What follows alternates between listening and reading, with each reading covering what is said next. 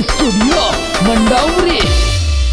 रे रे रे छोरा जिला कराली को गेले चल तो दांगो कर गो छोरा जिला कराली को गेले चल तो दांगो कर गो छोरा जिला कराली को। क्या बात है दिनेश सुरंगपुरा।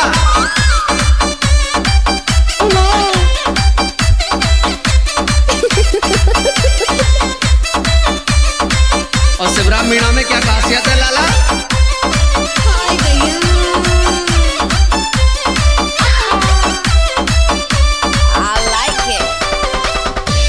साथ साथ में पिस्टल राखे हुले सिस्टम राखे घोड़ी को गेले चल तो दांगो कर गो छोरा जिला कराली को गेले चल तो दांगो कर गो छोरा जिला कराली को।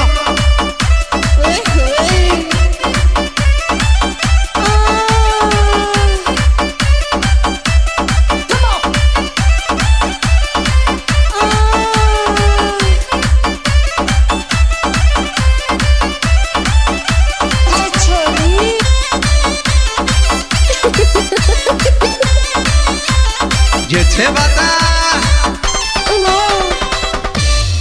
इरले काम करे सब तन मन सू बदमाशी चाहे गुंडा गलती काम करे सब तन मन सू बदमाशी चाहे गुंडा गिरती काम करे सब तन मन सू।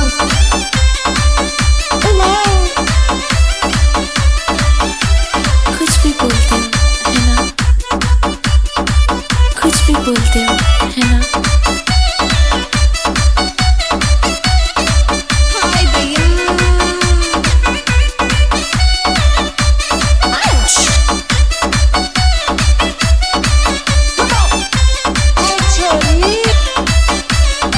दिनेश सुरंगपुरा और शिवराज मीणा में क्या खासियत है राजा?